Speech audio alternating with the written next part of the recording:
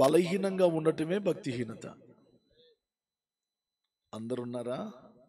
మరి ఆమేననో, హల్లెలూయానో, స్తోత్రమనో చాలా పదాలు ఉన్నాయి కదా ప్రభువును స్తుతించడానికి. మౌనం అర్ధంగీకారం కదా. హల్లెలూయా చెప్పండి, హల్లెలూయా. అమ్మా వినండి, భక్తిహీనత అంటే బలహీనంగా ఉండటమే భక్తిహీనత. ప్రార్థనలో బలహీనత, ప్రార్థనలో బలహీనులుగా, విశ్వాసములో బలహీనులుగా, శ్రమ కలుగుతూ ఉన్నప్పుడు బలహీనులుగా, ఆటంకాలు కలుగుతున్నప్పుడు బలహీనులుగా, ఉపద్రవాలు కలుగుతున్నప్పుడు బలహీనులుగా, లేనిపోని వాటి మీద మన మీద పెత్తనం చలాయిస్తున్నప్పుడు, అవి మన మీద అజమాయిషి చేస్తూ ఉన్నప్పుడు, అవి మనలను ముంచెత్తుతూ ఉన్నప్పుడు భక్తిలో బలహీనత కలిగి ఉండటమే భక్తిహీనత. దేవుని పిల్లలు భక్తిహీనులుగా ఉండకూడదు. ఎలాగుండకూడదు? కొంచెం గట్టిగా అన్నాను. భక్తిహీనతను కూడా భక్తిహీనంగా చెప్తున్నారే మీరు. హల్లెలూయా. భక్తిహీనులుగా కనబడకూడదు. నీ ఆశ, నీ పరుగు, నీ సమర్పణ, నీ త్యాగం, నీ ప్రతిష్ట, నీ వైరాగ్యం, ఒకరితో మనకు పని లేదు. మన జీవిత ధ్యేయం, మన జీవితములో గురి ఆయనను పెట్టుకొని పరిగెత్తాలి. అప్పుడే నువ్వు గమ్యానికి చేరతావు. లేకపోతే నీకు గమ్యం దొరకదు, నువ్వు బలహీనుడు అయిపోతావు. నేను ఎప్పుడు చెప్పే మాట ఏంటి అనంటే, పరిగెత్తేవాడు పక్కనోడి పిక్కలు చూడకూడదు. అర్థమైందా మీకు భాష? అర్థం కాకపోవటానికి నేనేమన్నా ఆంగ్లంలో చెప్పానా? హల్లెలూయా. పరిగెత్తేవాడు పక్కనోడి పిక్కలు చూడకూడదు. పరిగెత్తాలని వరుసలో నిలబడిన వాడు గురు యొద్దకు చూడాలి, గమ్యానికి చూడాలి. తన మనసు, తన ఆలోచనలు, తన స్థిరత్వం అంతా కూడా ఆ గమ్యం మీదనే ఉండాలి. ఎంతమంది వరుసలో నిలబడ్డారు అనేది ముఖ్యం కాదు. అందుకనే దేవుని యొక్క వాక్యం అంటది, పిలవబడిన వారు అనేకులు. చదవండి మాట చదవండి. రోమీయులకు రాసిన పత్రిక 8వ అధ్యాయం 28వ వచనం. అమ్మ, ఎందుకనగా తన కుమారుడు అనేక సహోదరులలో జ్యేష్ఠుడగునట్లు దేవుడు ఎవరిని ముందు ఎరుగునా వారు తన కుమారునితో సారూప్యము గలవారగుటకు. ఒక్క నిమిషం. మన దొరకలేదని నేను చెప్పిన మాట. పిలవబడిన వారు అనేకులు, కానీ ఏర్పరచబడిన వారు కొందరే. హల్లెలూయా.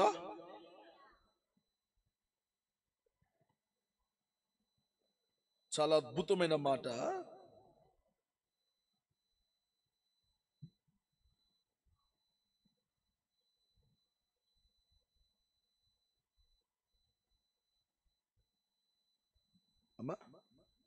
మత్తయి సువార్త 22వ అధ్యాయం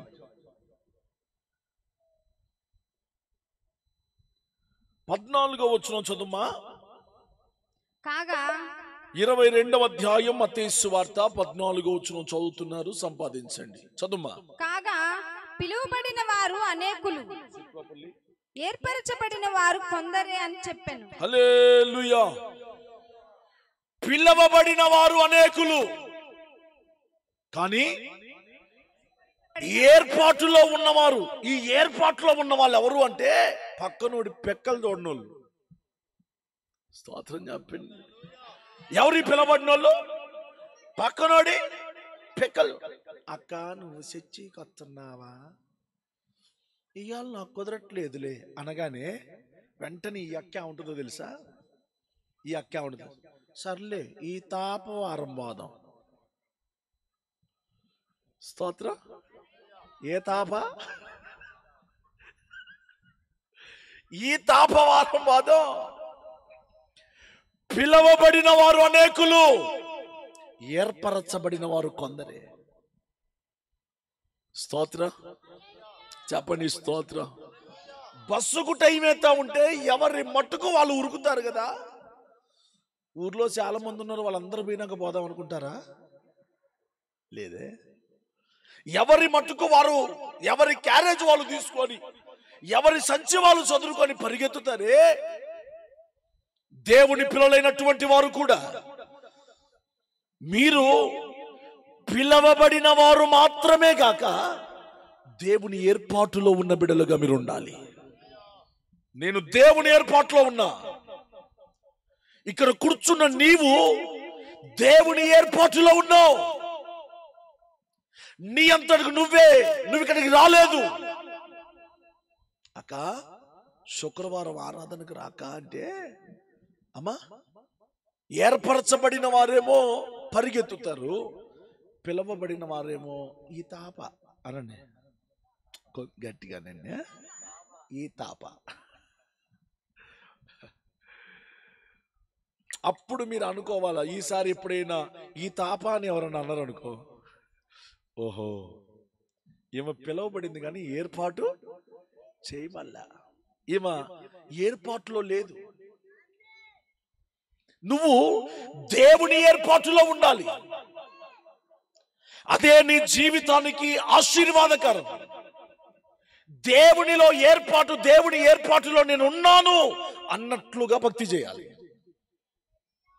దేవుని సంకల్పములో నేను ఉన్నాను అన్నట్లుగా ప్రభు సన్నిధికి పరిగెత్తాలి. దేవుని ఆశీర్వాదంలో నా పేరు మొదటి స్థానంలో ఉంది. నేను పోకపోతే, నా ప్రభు నా పేరు పిలిచినప్పుడు నేను హాజరు ఇవ్వకపోతే ప్రభు ఆబ్సెంట్ కొడతాడు. నాకు ఇవ్వాల్సిన జీతం నాకు ఇవ్వడు. అందుకనే నేను పిలవబడిన గుంపులో గాక ఏర్పరచబడిన గుంపులో నేను ఉండాలి. ఏర్పరచబడిన వారు, వాళ్ళకి వాన పట్టదు, వానైనా ఇబ్బంది లేదు, నేను ఏర్పరచబడ్డా. స్తోత్రం.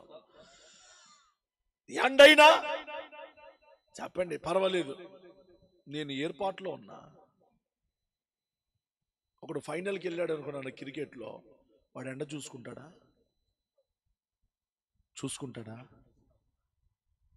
అస్సలు చూడ్డు. ఎందుకు? వాడు ఏర్పాట్లోకి వచ్చాడు కదా, వాడి పేరు రాయబడింది కదా. నా ప్రభు కూడా మీ అందరి పేర్లు రాసుకున్నాడు. చప్పలు కొట్టండి గట్టిగా, కొట్టండి, చప్పట్లు కొట్టండి. నీది బాగుందిరా. హల్లెలూయా. మా జాని చప్పలు కొట్టమంటే తొడగొడుతుంటా. దేవుడు వారిని ఆరోగ్యంగా మార్చును గాక. స్తోత్రం చెప్పండి గట్టిగా, హుషారుగా చెప్పండి. మీరు దేవుని ఏర్పాటులో ఉంటే మిమ్మల్ని ఏది ఆటంకపరచదు, ఏ శోధన మీ ఎదుటకు రాదు, వచ్చినా ఏం కాదు. భక్తుడు ఇలాగంటాడమ్మా, ఏర్పాటులో ఉన్న ఒక వ్యక్తి లాగంటాడు, నా ఎముకలు కుళ్ళిపోతున్నాయి, నా కాళ్ళు వణుకుతున్నాయి, నా అంజూరపు చెట్లు ఫలించట్లేదు, కాపు కాయట్లేదు, చేనులోని పైరు పంటకు రావట్లేదు, గొర్రెలు దొడ్డిలో లేవు, సాలలో పశువులు లేవు, అయినా నేను యెహోవానందే ఆనందిస్తాను. ఇది దేవుని ఏర్పాటులో ఉన్న వారి యొక్క మాటలు. నువ్వు అనాల్సింది ఏందో తెలుసా? ఇప్పుడు నేను ఎట్టున్నానులే, రేపు ఇంకెట్టున్నానులే, దేవుడు నా స్థితిని మారుస్తాడులే, దేవుడు నా ఆరోగ్యాన్ని ఏంట్రా వీటి దగ్గర పెట్టుకోమన్నా కానీ ముందు కూర్చోబెట్టు, వాడికి బడితి పూజ చేస్తా ఉన్నప్పుడు. హల్లెలూయా. అమ్మా ఎటువంటి శ్రమలొచ్చినా దిగులు పడను ఇలలో. స్తోత్ర. ఎలాంటి శ్రమలు వచ్చినా, ఎలాంటి ఇబ్బందులు వచ్చినా ప్రభు ప్రేమలో నుంచి మనల్ని ఏది ఎడబాపనేరదు. ఎవరు యేసయ్యను సిలువకు వేసింది? భక్తిహీనులు అనండి అందరూ. భక్తిహీనులు అంటే ఎవరు? బలహీనంగా ఉన్నవారే భక్తిహీనులు అనండి. భక్తిలో బలహీనులుగా, ప్రార్థనలో బలహీనులుగా, విశ్వాసములో బలహీనులుగా, దేవుని సన్నిధికి వచ్చే విషయములో బలహీనులుగా ఎవరు ఉంటారో బిడ్డలారా, వారు భక్తిహీనులుగా కనబడుతున్నారు. దేవుని వాక్యములో ఇలాగు రాయబడుతుంది, భక్తిహీనుల ఇల్లు దిగబడిపోతుందట. చదవండి అన్న మాట చదవండి. భక్తిహీనుల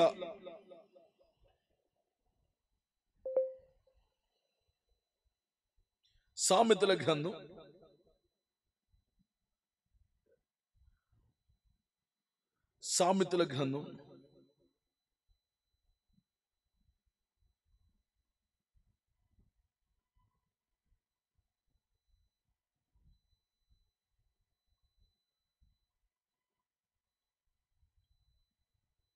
'Praise the Lord, praise the Lord'.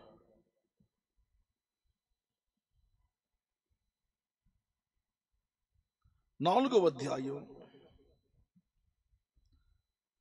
సామెతల గ్రంథం 4వ అధ్యాయం 19వ వచనం. భక్తిహీనుల మార్గము గాఢాంధకారమగును, తాము దేని మీద పడునది వారికి తెలియదు. స్తోత్రం చెప్పండి గట్టిగా. భక్తిహీనుల మార్గం గాఢాంధకారముగా మార్చబడుతుందట. అమ్మా ఇంకొక మాట,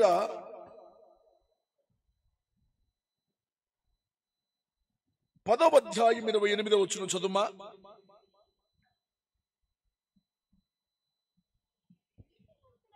నీతిమంతుల ఆశ సంతోషము పుట్టించును,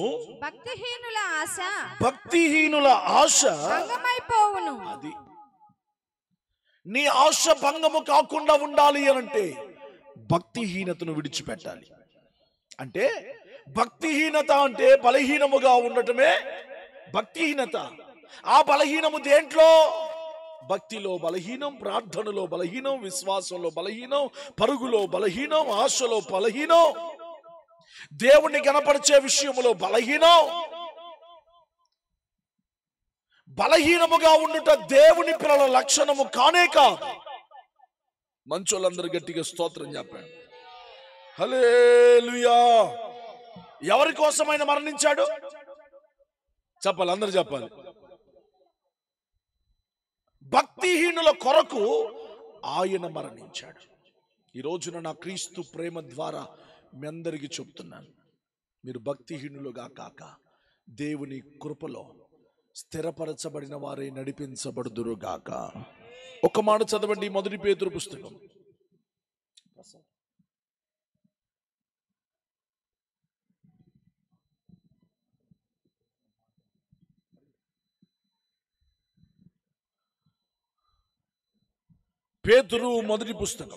2వ అధ్యాయం 24వ వచనాన్ని దయచేసి చదివి పెట్టండి. మనము పాపముల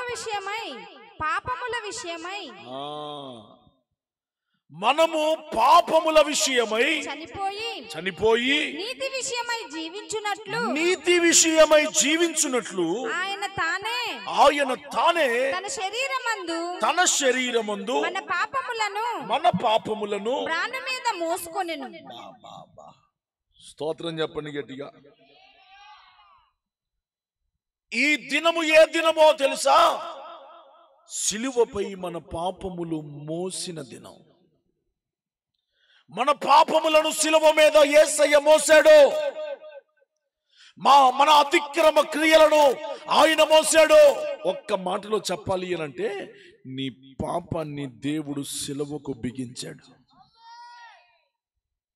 నీ శాపాన్ని, నీ దరిద్రతను యేసయ్య కల్వారి సిలువలో ఆయన బిగించేశాడు. ఎప్పటికీ నీ మీద అజమాయిషు చేయకుండా, నీ మీద పెత్తనము చేయకుండా, అవి ఎప్పుడు గాని నిన్ను ఆటంకపరచకుండా, భక్తి సరళతలో నువ్వు తప్పిపోకుండా నడిపించబడినట్లుగా దేవుడు మనందరి పాపాన్ని దేవుడు సిలువకు బిగించాడు. దేవుని నామానికి మహిమ కలుగును గాక. ఆమేన్. చెప్పండి ఆమేన్ అని చెప్పండి. హుషారుగా చెప్పండి ఆమేన్ అని. మరొక మాట కూడా చదవండి. రోమీయులకు రాసిన పత్రిక 5వ అధ్యాయం 8వ వచనం దయచేసి చదవండి. అయితే దేవుడు మన ఎడల తన ప్రేమను వెల్లడిపరచుచున్నాడు. ఎట్లనగా ఎలాగంటే మనం ఇంకనూ పాపులమై ఉండగానే క్రీస్తు మన కొరకు చనిపోయాను. చాలా. రెండవ మాట, యేసయ్యట ఈ దినాన సిలువపై దేవుడు తన ప్రేమను మనకు కనపరిచాడంట. నీ కోసం యేసయ్య కల్వారి శిలువలో మరణించాడు. ఆయన ప్రేమ ఎంత గొప్పది. ఇందాక చెప్పాను కదా, ఏ మనిషి అయినా ప్రేమను వ్యక్తపరచడానికి ఒక పువ్వో లేకపోతే ఒక ఇల్లో ఒక వస్తువో ఇవ్వాలి, కానీ యేసయ్య మాత్రం తన ప్రాణాన్ని మన జగత్తుకు ప్రభు అనుగ్రహించాడంట. తన ప్రాణాన్ని ఇచ్చాడు. ఆయన ప్రేమ అంత గొప్పది బిడ్డలారా.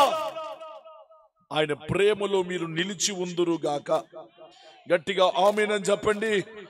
ఆ సిలువలో దేవుడు తన ప్రేమను మన కొరకు ఆయన వ్యక్తపరిచాడు. మీరందరూ కూడా ఆయన ప్రేమను అనుభవిస్తూ ఉన్నారు. అమ్మా, దేవుణ్ణి ఎవరైతే ప్రేమిస్తారో దేవుడు వారికి సమస్తాన్ని సమకూరుస్తాడట. ఒక్క మాట, ఆ మాట చదువుమా.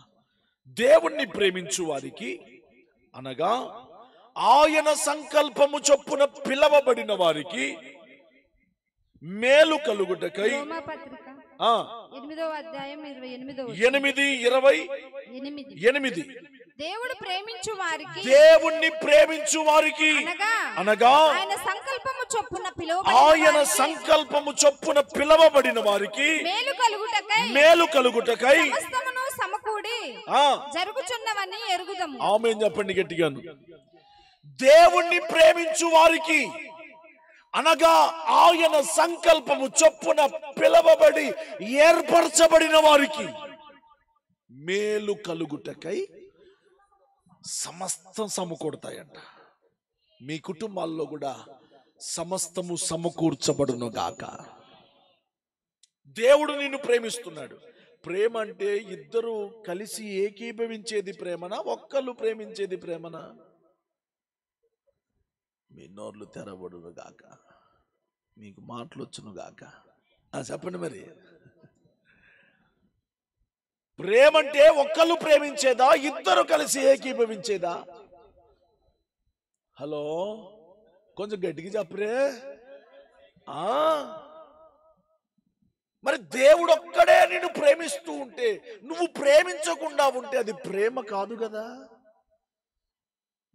చాలా మంది దేవుడు ప్రేమ స్వరూపి, అవును కాదనట్లేదు, అది ఖచ్చితమైన మాట, నిగూఢమైన సత్యముతో కూడిన మాట బిడ్డలారా. అయితే దేవుడు ప్రేమ స్వరూపే. ఆయన ప్రేమకు ఎల్లలు లేవు. ఆయన ప్రేమ శాశ్వతమైన ప్రేమ, అవధులు లేని ప్రేమ, మారని ప్రేమ, ఆరని ప్రేమ. మారని ప్రేమ ఇది, ఆర్పజాలని జ్వాల ఇది,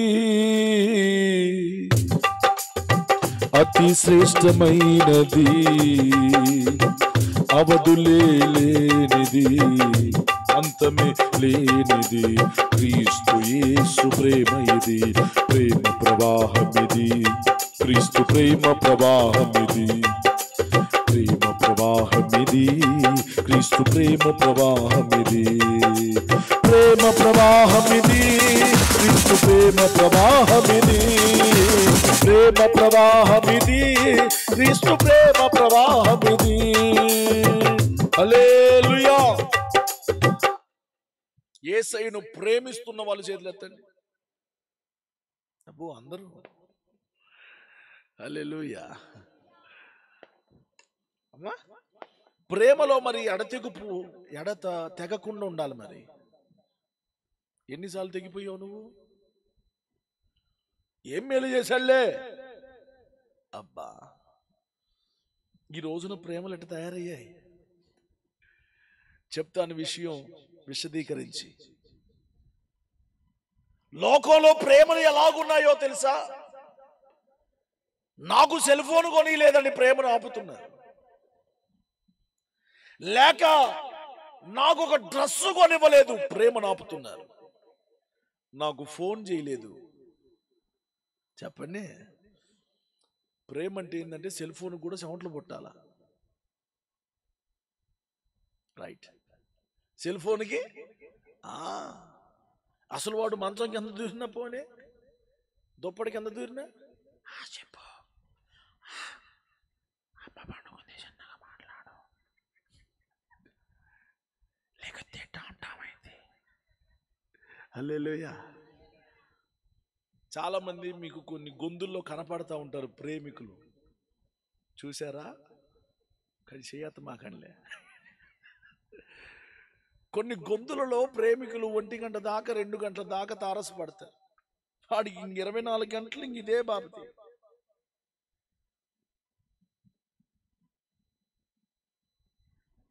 ఇదే తిరుగుడు.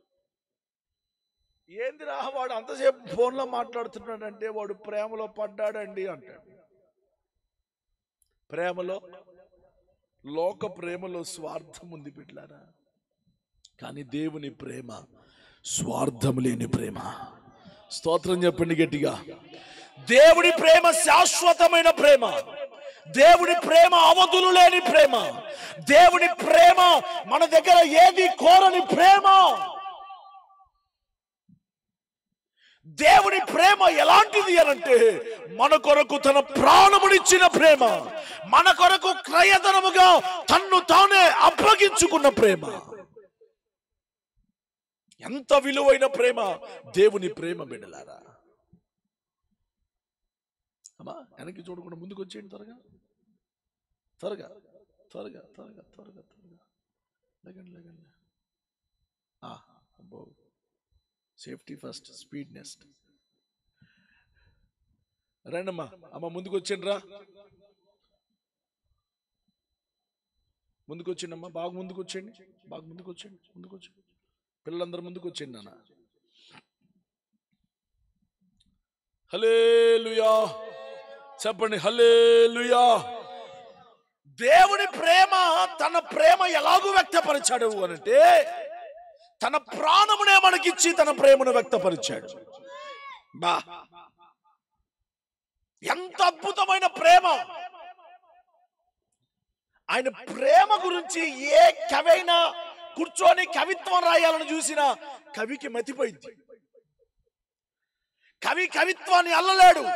భూమిని అంతా పేపర్గా చేసి సముద్రపు నీరును గాని, చెరువులను గాని, నదుల నీరును గాని అంతా సిరగా మార్చి తన ప్రేమను, యేసయ్య ప్రేమను రాయాలని చూసిన ఆ ప్రేమ వర్ణించటానికి ఈ భూమి అనే ఈ పేపర్ సరిపోదు బిడ్డలారా, సరిపోదు బిడ్డలారా. ఆయన ప్రేమ అవధులు లేని ప్రేమ. కొంచెం గట్టిగా చెప్పన్నానా, ఏ ప్రేమ అది? అయ్యా దించాలా? అవసరం లేదా? ఉంటాడా? Right right. Hallelujah hallelujah hallelujah hallelujah hallelujah. మంచిది బిడ్డలారా, ఏయ్ పక్కన పెట్టి కూర్చోండి మంచిగా. గనుక ఈ రోజున దేవుని పిల్లలైన ప్రతి ఒక్కరు కూడా ఆయన ప్రేమలో నిలిచి ఉండాలి. మరలా అడుగుతున్నాను, నేను దేవుణ్ణి ప్రేమిస్తున్నాను అన్న వాళ్ళ చేతులు ఎత్తండి. ప్రేమ అంటే ఏంటి? ఒక్క క్షణం కూడా మాట్లాడకుండా చెప్పండి ఉండలేకపోవటం, అది ప్రేమ అంటే. అమ్మా మీలో నేను దేవుని స్మరించకుండా, దేవుని స్తుతించకుండా, దేవుని పిలవకుండా నాకు అరక్షణం కూడా గడవదండి అన్న వాళ్ళు మీలో ఎవరున్నారు చెప్పండి. మాకేం పని? ఆదివారం మొత్తం కూర్చుంటాం, శక్తి ఉంటే సందా ఇస్తాం, పోతుంది. అదే ప్రేమ అనుకుంటున్నాం మనం. Praise the lord. హల్లెలూయా. పైపెచ్చు పాట ఏం పాడతాం? పాట పాడండి. ప్రేమించేదం అనండి. నేను ఏ ఎక్స్ప్రెషన్ ఇస్తే మీకెందుకు? మీరు మీ పాట మీరు పాడరాదండి. ప్రేమించేదం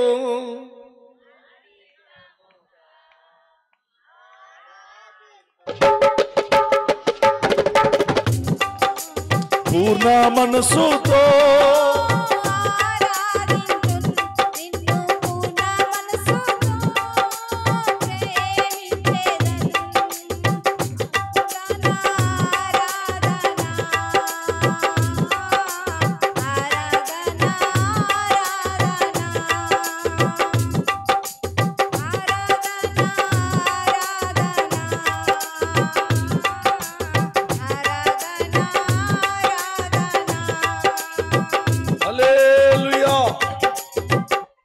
ఎట్ట ప్రేమిత్రంట?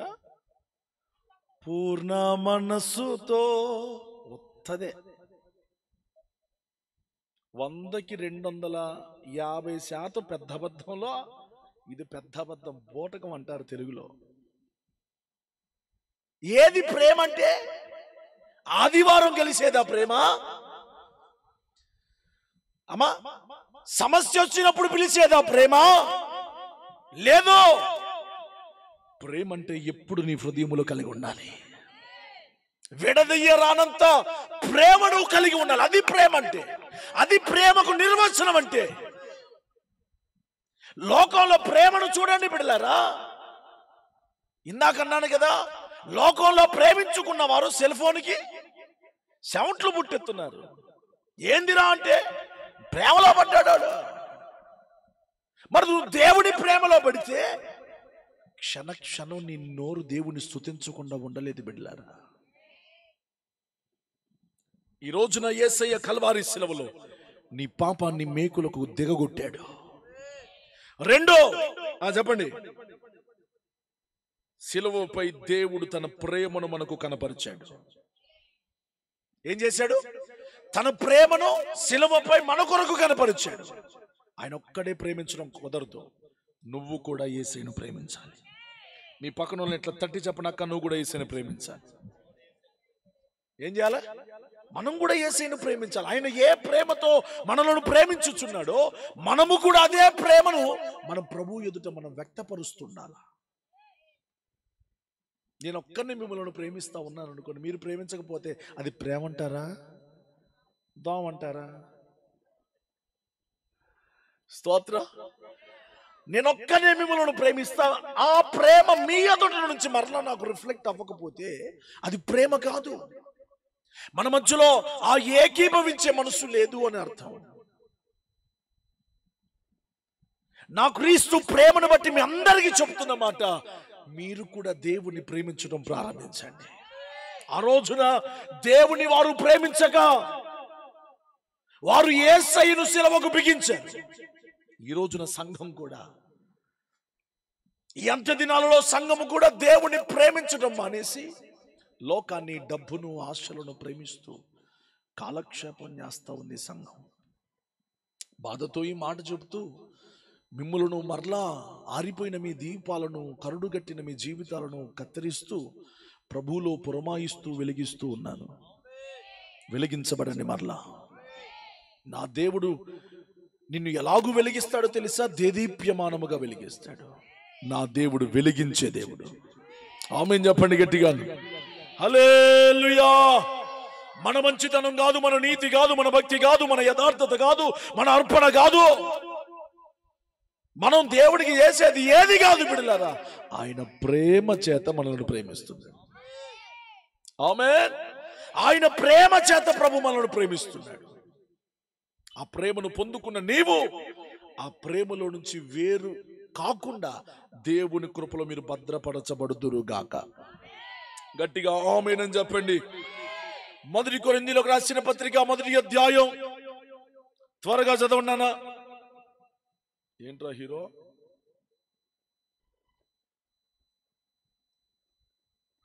మొదటి అధ్యాయం 18వ వచనం చదువునానా? సిలువను గూర్చిన వార్త నశించుచున్న వారికి వెర్రితనం, కానీ రక్షింపబడుచున్న మనకు దేవుని శక్తి. సిలువను గూర్చిన వార్త నశించుచున్న వారికేమో వెర్రితనం, కానీ రక్షించబడిన వారికి అది దేవుని శక్తి అయి ఉన్నది. హల్లెలూయా. అంటే ఈ రోజు ఏ రోజో తెలుసా? మనకు శక్తి కలిగిన రోజు. ఏ రోజు? ఈ రోజు వచ్చిందా మీకు శక్తి? ఏ శక్తి? ఉదయం ఏం తిన్నారో ఆ శక్తి ఉంది. ఇంకా ఇప్పుడు తింటే మళ్ళీ ఉదయం లేసే శక్తి అదా? కాదు. మనలో ప్రవహించాల్సిన శక్తి, మనము ధ్యానించాల్సిన మాట ఏంటో తెలుసా? యేసు నా కొరకు మృతి పొందాడు. ఆమేన్. నిన్ను చావుగ్రతులోంచి లేపటానికి దేవుడు చావుగ్రతి దాకా వెళ్ళిపోయాడు. నశింపపోయే మనలను ఆయన తిరిగి వెదకి రక్షించి మనలను క్రీస్తు రక్తము ద్వారా ఈ రీతిగా మనను జతపరిచాడు. బిడ్డలారా, దేవుని నామానికి మహిమ కలుగును గాక. ఇప్పుడు మనము బలహీనులము కాదు. అందరూ చెప్పండి, బలవంతులం. నేను బలహీనురాలను కాదు. నాకొక తండ్రి ఉన్నాడు, నాకొక ప్రేమికుడు ఉన్నాడు, నాకొక సహాయకుడు ఉన్నాడు, నాకొక తండ్రి ఉన్నాడు. చెప్పాలి, అందరు చెప్పాలి. నాకొక తండ్రి ఉన్నాడు, నాకొక సహాయకుడు ఉన్నాడు, నాకొక ఆలోచనకర్త ఉన్నాడు. దేవుని నామానికి సమస్త మహిమ కలుగునుగాక. అమ్మా, సిలువపై దేవుని శక్తి మన కొరకు బహిర్గతమైంది. బిడ్డలారా, అమ్మా, దేవుని శక్తి ఈ దినం మనకు కలిగింది. అమ్మా, సైతానుగాడు ఈ రోజున నవ్వుతా ఉన్నాడు, మామూలుగా కాదు. ఎందుకో చెప్పనా? ఇంక అయిపోయిందిలే, ఆయన పని అయిపోయింది, ఆయన చనిపోయిండు. ఇక మనం ఆడిందే ఆట. అబ్బు, మీకు బలి తెలిసే. స్తోత్రం. మనం ఆడిందే ఆట, పాడిందే పాట, ఇక మనకు తిరుగులేదు అని అనుకుంటున్నాడు. కానీ ఈ సిలువ ద్వారా ఒక్క ప్రభు మన కొరకు చనిపోతే ఎంతో మంది బలవంతులు లేచారు. బిడ్డలారా, ప్రభు కొరకు బలముగా నిలబడేవారు లేచారు. ఆయన మరణించేదాకా అందరూ బలహీనులే, అందరూ మయ్యి ఉన్నాళ్ళే. ఏదొచ్చినా ఆయన చూసుకుంటారులే అని అనుకున్నారు. కొన్ని సార్లు యేసుని వదిలిపెట్టి వలలు పట్టుకొని సముద్రానికి పోయారు. మీరు కనుక పొలానికి పోయినట్టు యేసు ప్రభు శిష్యులు వలలు పట్టుకొని సముద్రానికి వెళ్ళి, మేము యేసయ్యతో ఉండలేం, ఆయన లేడు, ఇప్పుడు ఆయన ఉండడట, మేము కూడా ఉండం అని చెప్పేసి వెళ్ళిపోయారు. బలహీనులుగా వెళ్ళిపోయారు.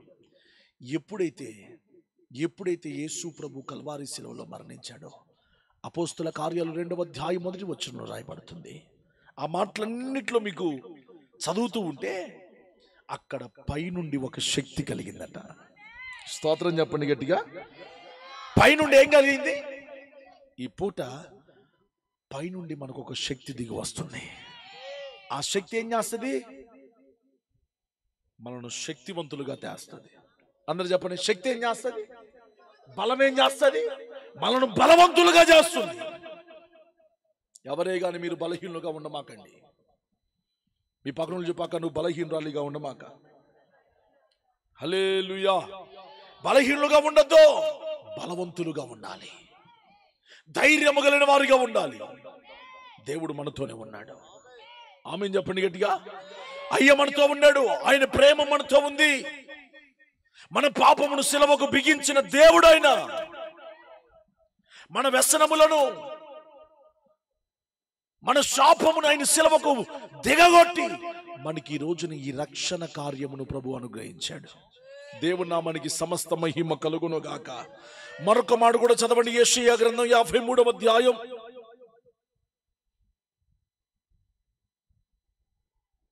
4వ వచనం చదవమ్మా. దేవుడైన యెహోవా అనుకొనుచున్నదేమనగా, తాత్కాల నివాసము చేయుటకై పూర్వకాలమున నా జనులు ఐగుప్తునకు పోయిరి. మరియు 53:4 అమ్మా. నిశ్చయముగా అతడు మన రోగములను భరించెను, ఆయన మన రోగములను భరించెను, మన వ్యసనములను వహించెను. రోగాలు ఎవరైనా భరిస్తారమ్మా? మన రోగాన్ని. నీ కడుపులు నొప్పొస్తుంది అనుకో, నీ బిడ్డ మోసిద్దా? తల్లి మోసిద్దా? కోళ్ళు స్తోత్రం. అల్లుడు గారు చెప్పండి, మన బాధను గాని, మన శ్రమను గాని, మన దుఃఖమును గాని, మన వ్యసనములను గాని ఎవరు మోయలేరు.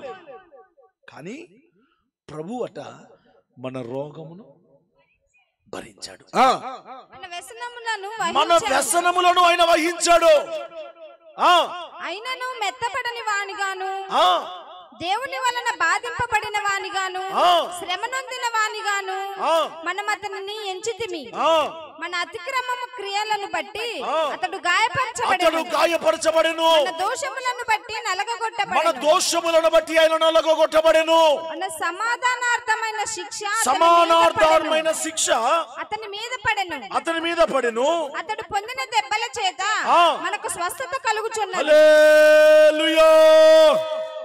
అబ్బా బిడ్లారా, సిలువ కొయ్య మీద జరిగిన కార్యం ఏంటి అనంటే మన దుఃఖాన్ని దేవుడు తొలగించాడట. సర్వ మానవాళి యొక్క దుఃఖము తొలగించబడిన రోజు ఈ రోజు. ఒకప్పుడు ఏడుస్తూ బ్రతికిన వాళ్ళు ఇప్పుడు కూడా ఏడుస్తూ ఉన్నారా? హలో, యేసయ్య నీ కొరకే చనిపోయాడు, యేసయ్య నీ కొరకే మరణించాడు. ఆయన ప్రేమ గొప్పది. ఎందుకు ఆయన మరణించాడో? నీ దుఃఖమును తీసివేయటానికి, నీ రోగమును తీసివేయటానికి, నీ వ్యసనమును తీసివేయటానికి. ఇలాగు జరుగుట ఇది దేవుని చిత్తము కనుక ఆయన ఈ లోకములోనికి వచ్చి ఆయన మన కొరకు మరణించాడు. దేవుని నామానికి సమస్త మహిమ కలుగును గాక. కొంచెం గట్టిగా చెప్పండి ఆమేనని.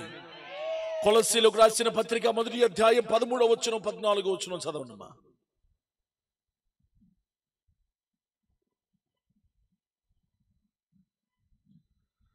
కొలస్సీలకు రాసిన పత్రిక 1వ అధ్యాయం 13, 14 వచనాలు. ఆయన మనలను అంధకార సంబంధమైన అధికారములో నుండి విడుదల చేసి తాను ప్రేమించిన తన కుమారుని యొక్క రాజ్య నివాసులనుగా చేసెను. మనం దేవుని రాజ్య నివాసులం. ఎవరు మనం? ఆయన మన కొరకు మరణించి తన రాజ్య నివాసులుగా ప్రభు మనను చేశాడు. ఒక పోలీస్ జాబ్ రావాలంటే ఎంత తిప్పలు పడాలా, ఎంత రన్నింగ్ ఉండాలా అమ్మా, ఎంత ఉదయాన్నే లేగాల, దానికి ఎంత కసరత్తు అవసరం. మరి దేవుని రాజ్యానికో చెప్పండి. ఇక్కడ కళ్ళు ముయ్యగానే అక్కడ కళ్ళు తెరుస్తామని చాలాసార్లు విన్నారు కదూ, చెప్పరే, విన్నారా లేదా? ఇక్కడ కళ్ళు ముయ్యగానే అట్లా కళ్ళు తెరవాలంటే, మధ్యలో స్టాపులు ఏం ఉండకుండా ఉండాలంటే భక్తి మంచిగా ఉండాలి. గట్టిగా స్తోత్రం చెప్పండి. మన భక్తి మురికి గుడ్డగా ఉండకూడదు, మన భక్తి న్యాయము లేనిదై ఉండకూడదు, దేవునిని మహిమ పరిచేదై ఉండాలి. ఎంత అద్భుతం. 13వ వచనం మరొకసారి చదవమ్మా. 13, 14. ఆయన మనలను అంధకార సంబంధమైన అధికారములో నుండి విడుదల చేసి. ఒకప్పుడట మనము అంధకార అధికారంలో బ్రతికిన వారం. అంధకారానికి అధిపతి ఎవరు మరి? వాడు ఒక్కడేగా మనకు దొరికింది. నిజమే, వాడు చీకటికి, అంధకారానికి వాడు జనకుడు. చీకటి ఎక్కడుంటుందో వాడు ఆడుంటాడు. అమ్మో, చీకటి ఆడుంటే వాడు ఆడుంటాడంట. ఇంట్లో మొత్తం పెద్ద పెద్ద లైట్లు పెట్టుకోవాలనుకో మాకండి. హల్లెలూయా, హల్లెలూయా. అమ్మా, చీకటి అంటే ఏంటి అని అంటే వాక్యం లేకపోవటం, నీ హృదయంలో చీకటి, విశ్వాసం లేకపోవటం, ప్రార్థన లేకపోవటం, అంధకారంలో ఉన్నావు. అదే దేవుని వాక్యం నీలో ఉంటే, నీ వాక్యమే నన్ను బ్రతికించెను, బాధలలో నెమ్మదినిచ్చెను. పాడండి.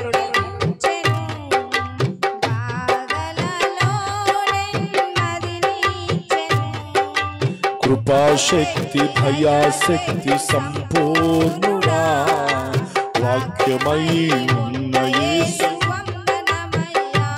ఆమేన్ శక్తి దయాశక్తి అందరూ చప్పట్లు కొడుతూ ప్రభువుని కొనియాడండి నీ వాక్యమే నన్ను బ్రతికించెను బాధలలో నెమ్మదినిచ్చెను హల్లెలూయా దేవుని వాక్యమే మనకు వెలుగు ఆయన వాక్యం మనకు త్రోవలకు వెలుగయ్యున్నది ఆ వాక్యం నీ హృదయములో ఉంటే ఆ వాక్యాన్ని నువ్వు పదిలపరుచుకొని ఉంటే ఎంత చీకటిలోనైనా నీ చీకటిలో వెలుగు తేజరిల్లటం ప్రారంభమవుతుంది నువ్వు వెలిగించబడతావు నీ పరిస్థితులలో వెలుగు నీ ఉన్న చోట వెలుగు వెలుగు అనండి వెలుగు అందరు పలుకు వెలుగులోనికి రండి చీకటిని వదిలిపెట్టండి చీకటి అంటే ఏంటి భక్తిహీనతే అమ్మా ఉదయం నుంచి చెప్తా ఉన్నా భక్తిహీనత అంటే మన బలహీనతే భక్తిహీనత ఏంటిది భక్తిహీనత అంటే దానికి పెద్ద నిర్వచనం ఏమి లేదు మనం బలహీనులుగా ఉండటమే భక్తిహీనకు సూచన భక్తిహీనతకు సూచన మనం దేవుళ్ళో బలహీనంగా ఉన్నామంటే అదే భక్తిహీనత హలో మనం దేవుళ్ళో బలహీనంగా ఉంటే అదే భక్తిహీనత దేవుళ్ళో నిర్లక్ష్యంగా ఉంటే అదే భక్తిహీనత భక్తిహీనత అంటే చేతికి బ్యాండ్లు వేసుకొని సినిమా పాటలు సెల్ ఫోన్లు పెట్టుకొని మొన్న ఒక ఆమె వచ్చిందంట సెల్ పాయింట్లోకి వచ్చి కొనగా నిన్న యేసు ప్రభు పాటలు ఎక్కిమందంట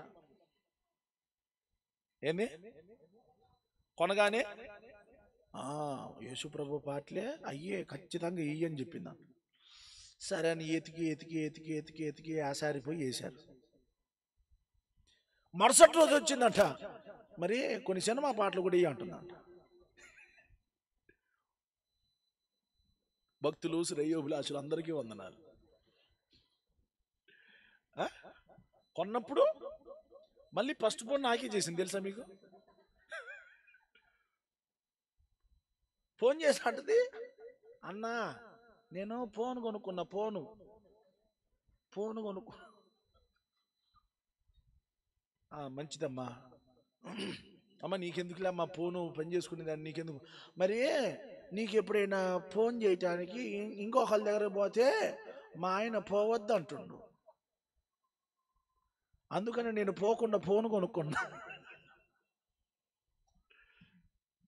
ఫోన్లే మంచిదే తల్లి మంచి ఫోన్ కొనుక్కున్నాం ఇంకా మంచిగుండు మంచిగా వాక్యాలు నన్ను నేను చెప్తే ఫస్ట్ రోజు మంచిగా దివాకరం దగ్గరికి పోయి యేసు ప్రభు పాటలే అని చెప్పగానే కాచితివి గత కాలమంతా నీ కృపలోనే నా యేసయ్య ఫస్ట్ పాట ఇంకా తర్వాత పాట డీజే రెంటాల ఇరి బాబా నాకు ఆ పాటలు రాలే అందుకని ఏదో వదిలే హల్లెలూయా ఇదే భక్తిహీనత భక్తిహీనుల గుడారం నిస్సత్తువైపోతుంది నాన్న అమ్మా మనం ఏ విషయంలోనైతే బలహీనంగా ఉన్నామో అదే భక్తిహీనత నా మాట మీకు అర్థమైతే స్తోత్రం చెప్పండి మనం ఏ విషయంలో బలహీనంగా ఉన్నామో అదే భక్తిహీనత దాన్ని విడిచిపెడితే దేవుని కృప ఈ పూట మనకు సమీపంగా ఉంది నమ్మిన వారు గట్టిగా స్తోత్రం చెప్పండి భక్తిహీనత ఆ బలహీనతను విడిచిపెట్టు దేవుని రాజ్యము బలహీనులకు కాదు బలవంతులే ఆ రాజ్యాన్ని స్వతంత్రించుకోబోతూ ఉన్నారు నీవు నీ కుటుంబం బలహీనులుగా ఉండొద్దు బలవంతులుగా ఉండాలి క్రీస్తునందు దేవుని యొక్క బలము మీకు అనుగ్రహించబడును గాక గట్టిగా స్తోత్రం చెప్పండి హల్లెలూయా. ఒక అక్క చెబుతుంది, అన్న ప్రార్థన చేద్దామని ఉంటుంది కానీ చేయలేకపోతున్నా అన్న. అదే బలహీనత. బలహీనతకు మరొక పేరు మీకు అర్థమైపోయింది. ఇక అయిపోయింది కోటం. స్తోత్రం. అన్న వద్దామని అప్పటికప్పుడు ఊపు చేస్తా, రాలేకపోతున్నా అన్న. అదే బలహీనత. దానికి మరొక పేరు, కొంచెం గట్టిగా చెప్పండి, మరొక పేరు అన్నిటిని తెగించు, అన్నిటిని త్యజించు. కాళ్ళు చెప్పినట్టు వినమాకండి. కాళ్ళు ఏమంటుంది, అమ్మో నీకు రెస్ట్ కావాలి, నీ కాలు వాసి నేను నిన్ననే అంటది. నేను అసలు నడవలేను అంటది. నువ్వు అది చెప్పినట్టు ఉన్నావనుకో, నువ్వు ఎప్పుడు నడక రాకుండా చేస్తుంది అది. ఇంకెప్పుడు చూసినా నువ్వు తీరు నడుస్తావు. ఒకరోజు ఎట్లా నడుస్తావు? స్తోత్రం. తెలుసా మీకు, నడకలో చాలా రకాలు ఉన్నాయి. తీరుకు నడుస్తావు. యావేంది నీకంటే నడక. హైదరాబాదులో మాతెల నుంచి హైదరాబాద్ పోతా ఉంటే మధ్యలో ఒక బోర్డు కనపడుతుంది, ఇక్కడ నడక నేర్పించబడునని. నడక నేర్పించబడును. మీరు ఎప్పుడైనా చూసారా? ఏం నేర్పిస్తారంట? నడక. అమ్మా, నడకలో బలహీనంగా కనపడద్దు మీరు. అందుకని మీకు చెప్తున్న మాట, కాళ్ళు చెప్పినట్టు అనమాకండి, చేతులు చెప్పినట్టు చెప్పండి. కొంచెం పుర్ర చెప్పినట్టు వినకూడదు, చూపులు చెప్పినట్టు. దేవుని నామానికి మహిమ కలుగును గాక. ఎవరో గాని ఏ విషయంలో బలహీనులుగా కాక క్రీస్తునందు బలవంతులుగా ఉండాలని మాటలు మీతో చెప్తూ ఉన్నాను. మన బలహీనతే భక్తిహీనత. మన బలహీనతను విడిచిపెడితే మనము దేవుని సన్నిధిలో నీతిమంతులంగా మార్చబడతాం, బలవంతులుగా మార్చబడతాం, భక్తి కలిగిన వారిగా మార్చబడతాం. యోబు గురించి రాయబడుతున్న మాట, యోబు బలహీనుడా బలవంతుడా? దీపు చెప్పు. యోబు బలహీనుడా బలవంతుడా? మామూలుగా కాదు నాన్న. యోబు అన్నాడు, దేవుడే ఇచ్చుండు, దేవుడే తీసుకుండు, ఆయన నామానికి మహిమ కలుగును గాక అంటాడే. పొద్దుగూకులు అదే మాట, నా దేవుడు సజీవుడు అంటాడు. నేను చచ్చిపోయినా నాకు ఇప్పుడు దిగులు లేదు, నేను చచ్చిపోయిన తర్వాత మరుక్షణం కన్నులతో నా ప్రభువును చూసుకుంటా. ఏంటా బలం, ఏంటా ధైర్యం? తనలోనికి భక్తిహీనత ఎక్కడ కూడా ఆవగింజంత కూడా రాకుండా తను తాను కాపాడుకున్నాడు బిడ్డలారా. అందుకనే తాను పోగొట్టుకున్న దానికంటే రెండంతలుగా యోబు దీవించబడ్డాడు. యోబు జేబు నిండింది. ఆ మాట మీకు అర్థమైందా? యోబు జేబు నిండింది అనండి. అందరు చెప్పండి మాట. మీ పక్కన చెప్పు, నీ జేబు కూడా నిండాలంటే నీ భక్తిహీనత విడిచిపెట్టు, నీ బలహీనత విడిచిపెట్టు. నీ బలహీనత విడిచిపెట్టిన నాడు నీ జేబు నిండటం ప్రారంభమవుతుంది, నువ్వు దీవించబడటం ప్రారంభమవుతుంది. నీ బలహీనతను దేవుడు సిలువకు కొట్టాడు. ఇప్పుడు నువ్వు జయించిన వాడు, జయించిన దానవు, బలవంతురాలవు, బలవంతుడో. దేవుని పిల్లలు బలహీనులుగా ఎక్కడ కనబడకుందురుగాక. శ్రమలు వస్తే ఏమనాలి? రాని అనండి. ఇబ్బందులు వస్తే నాకు గాక ఇంకెవరికి వస్తే కుక్క కొత్తయా? మనకు రాక ఎవరికి వస్తాయి అమ్మా? సోదరులు మనకు గాక, జ్వరం మనకు గాక, తుమ్ములు ముక్కనక ముక్కన్నాక తుమ్మవా? తుమ్మినా తప్పే. చాలా మంది అన్న ఏసా నమ్ముకున్నా కానీ సతి చేసిందన్న. స్తోత్రం. ఏసే నమ్ముకుంటే నీకు ముక్కు శివుడు రాకూడదు, దగ్గితే కళ్ళే రాకూడదు, తలకాయ నోడికి తలనొప్పి రాదమ్మా? చెప్పండమ్మా. తలనొప్పి ఉండి స్పెడ్స్ కొనుక్కున్న వాళ్ళు ఎంతమంది? తలకాయ ఉన్నాక తలనొప్పి వచ్చింది నాన్న, అది పెద్ద విషయం కాదు. తలనొప్పి వచ్చిందని తలకాయ తీసేసిండ్రా మీరు? తీసేసుకుంటే ఎట్టా? కాలు నొప్పి వస్తుందని కాలు తీసేసుకుంటే ఎట్టా బాగుంటుందా?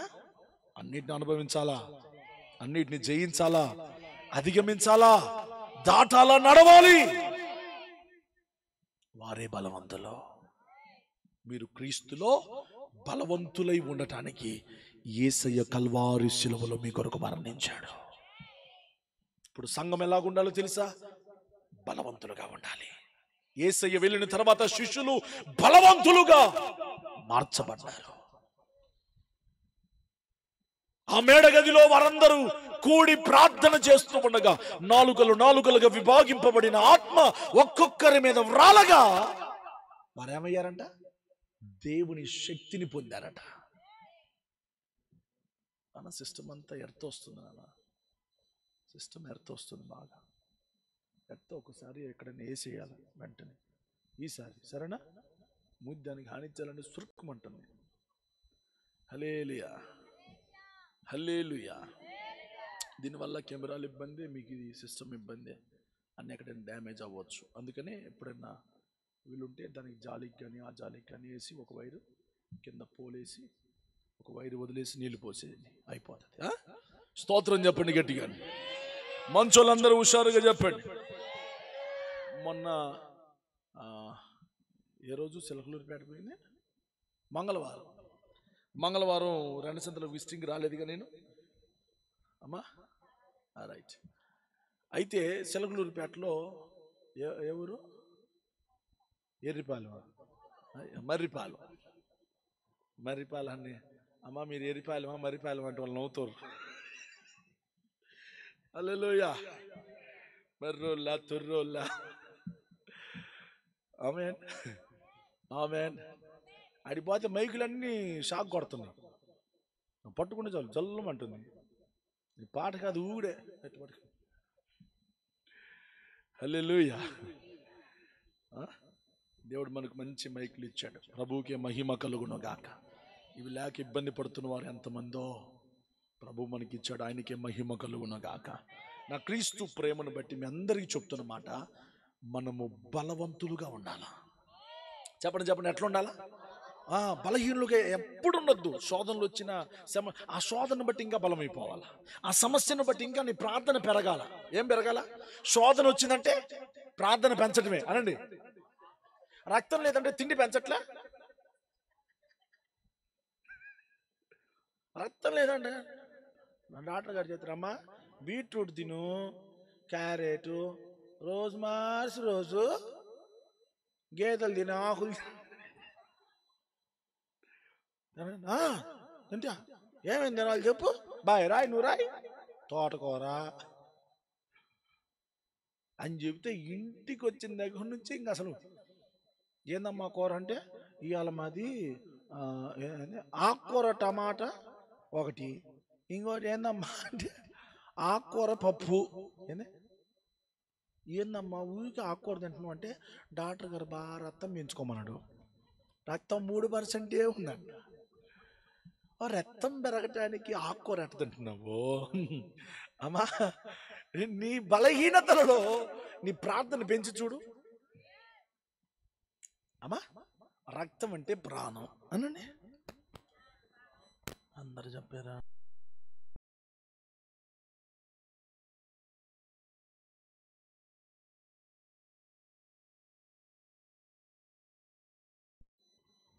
అమ్మా ఎంత శాతం ఉండాలి రక్తం?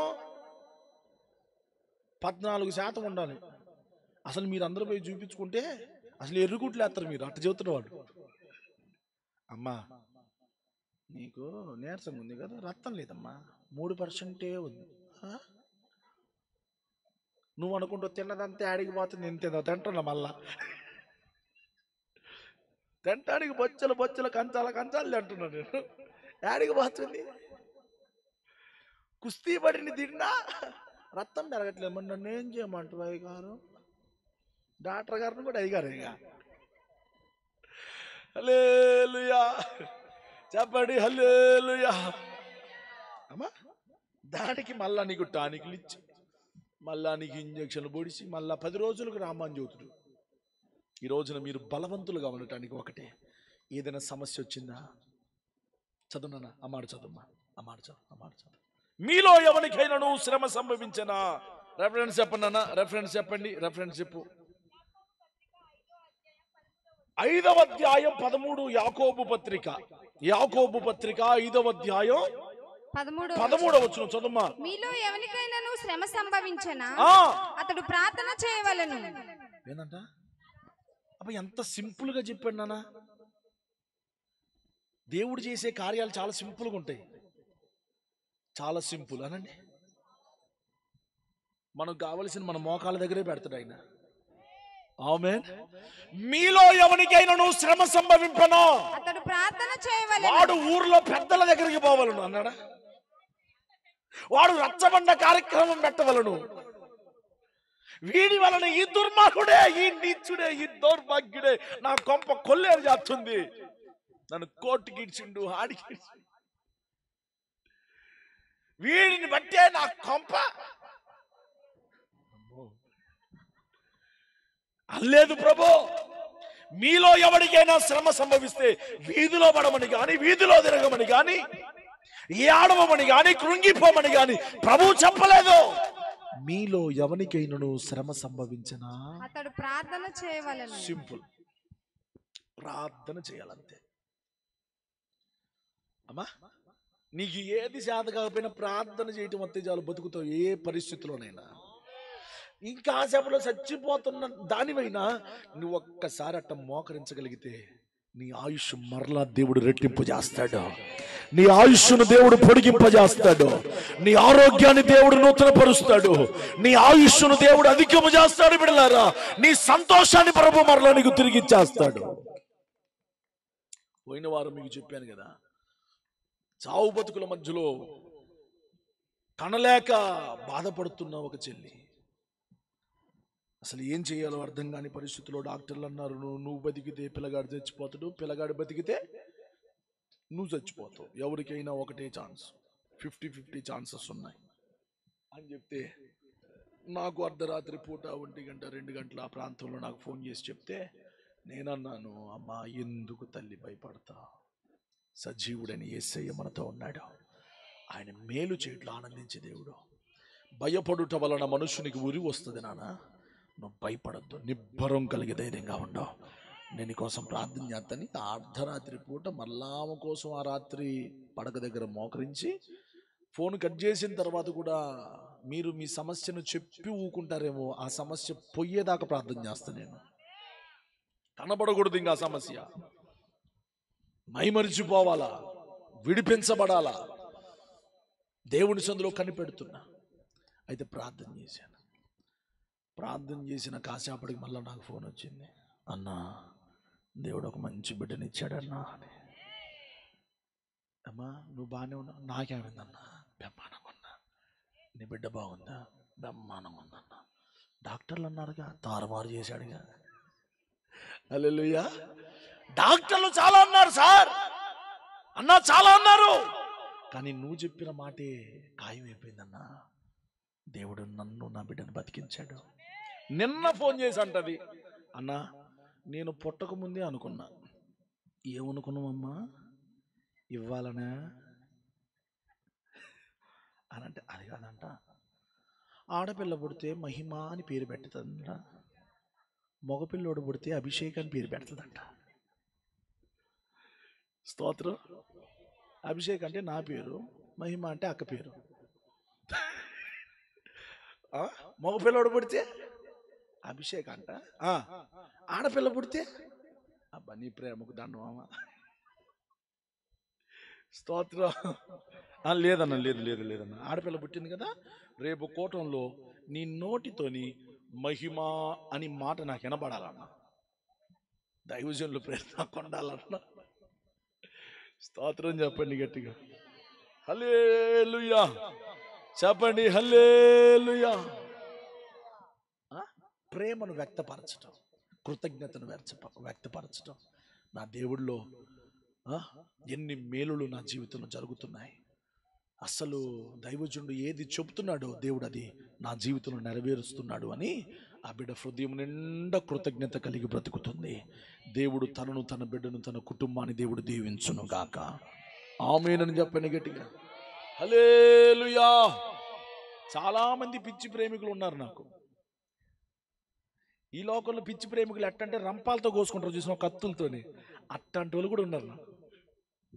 అంత ప్రేమ కలిగిన వాడు, నిగూఢమైన దైవ సేవకుని మీద నిగూఢమైన ప్రేమ కలిగిన వారు. నా తండ్రి, నా దైవజనుడు, నా దైవజనుడు నేను కాపాడుకోవాలని నిగూఢమైన ప్రేమ కలిగిన బిడ్డలను నేను కలిగి ఉన్నాను. ఆయన నామానికి మహిమ కలుగును గాక.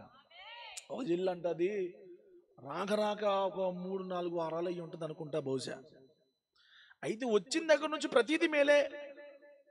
మొన్నటిదాకా ఏడుపు, మొన్నటిదాకా శాపం, మొన్నటిదాకా ఇంట్లో ఉంటే అనుమానం, అవమానం, ఇన్ని అనుభవించింది. రకరకాలైన బాధలు.